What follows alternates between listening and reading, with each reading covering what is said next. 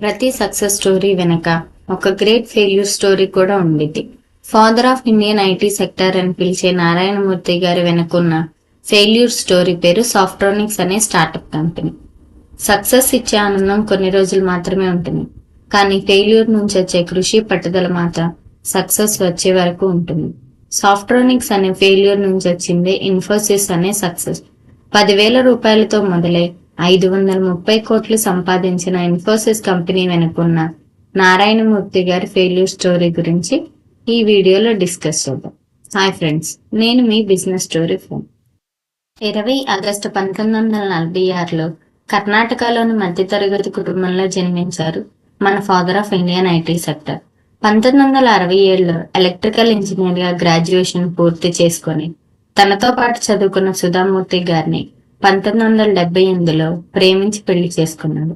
Indian institute of management Ahmedabad లో కొన్ని రోజులు చీఫ్ సిస్టమ్ ప్రోగ్రామర్ గా పనిచేసి ప్యారిస్ లోని software services and systems analysis లో పనిచేయడానికి అబ్రాడ్ వెళ్లిపోయారు. అక్కడ ఎన్నో స్కిల్స్ నేర్చుకున్న నారాయణమూర్తి గారు తాను పుట్టిన దేశానికి ఏదో చెయ్యాలి అనే సంకల్పంతో ఉద్యోగానికి రాజీనామా చేసి ఇండియా వచ్చేసేశారు. ఏదైనా కొత్త తరాన్ని ముందుకు తీసుకుని వెళ్లే వాళ్ళని టార్చ్ బ్యారర్ అంటారు. నా పాయింట్ ఆఫ్ వ్యూలో ఐటీ సెక్టర్ కి నారాయణమూర్తి గారే టార్చ్ బ్యారర్.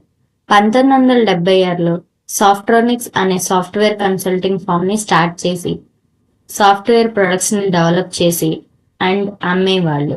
నారాయణమూర్తి గారు కన్న కల రైలు పట్టాలెక్కింది, కానీ ముందుకు మాత్రం కదలలేకపోయింది. ఎందుకంటే ఇందిరాగాంధీ గారు ప్రైమ్ మినిస్టర్ గా ఉన్న టైంలో ఎక్కువగా అగ్రికల్చర్ అండ్ ఇండస్ట్రియల్ సెక్టర్ మీద ఫోకస్ చేసేవాళ్ళు. అప్పుడే ఐటీ సెక్టర్ డెవలప్ అవుతుండడంతో సాఫ్ట్వేర్ అండ్ కంప్యూటర్స్ గురించి ఎవరికి ఎక్కువ అవగాహన లేదు. Startup company and small team అవ్వడంతో ఫైనాన్షియల్ సపోర్ట్ చేయడానికి క్లయింట్స్ ఆసక్తి చూపించేవారు కాదు. ఫండ్స్ కోసం ఆయన ఎన్నో ఆఫీస్ మెట్లు ఎక్కేవాళ్ళు. ఫైనాన్షియల్ రిసోర్సెస్ ఒక ప్రాబ్లం అయితే కంప్యూటర్స్ కి యాక్సెస్ దొరకడం ఇంకో ప్రాబ్లం. ఎందుకంటే అప్పట్లో కంప్యూటర్ అనేది ఒక లగ్జరీ అట. కాస్ట్ చాలా ఎక్కువగా ఉండడంతో గవర్నమెంట్ ఏజెన్సీస్, లార్జ్ కార్పొరేషన్స్ మాత్రమే కంప్యూటర్స్ ని యూజ్ చేసేవాళ్ళు. ఒకానొక టైంలో కంప్యూటర్స్ ని ఇంపోర్ట్ చేసుకోవడానికి నారాయణమూర్తి గారు ఢిల్లీకి 25 సార్లు వెళ్లి వచ్చేవాళ్ళు. 1.5 year ఎన్నో స్ట్రగుల్స్ ని ఫేస్ చేసి చివరికి సాఫ్ట్రానిక్స్ ని షట్ డౌన్ చేశారు. ఆయన కన్న కలలకి ఒక హార్ట్ బ్రేకింగ్ మూమెంట్ అనే చెప్పాలి. కొన్ని రోజులు బిజినెస్ కి బ్రేక్ ఇచ్చి పాట్నీ కంప్యూటర్ సిస్టమ్ లో పనిచేయడంతో మొదలు పెట్టారు. బంతిని ఎంత ఫోర్స్ గా పైకి విసిరితే అంతే ఫోర్స్ గా కిందకొస్తుంది. అలానే ఆయన తిన్న ఎదురు దెబ్బతో గ్రేట్ కంబ్యాక్ ఇచ్చారు. అదే 1981లో స్టార్ట్ చేసిన ఇన్ఫోసిస్ కంపెనీ. ఇదే ఆయన జీవితంలో ఒక కొత్త అధ్యాయం.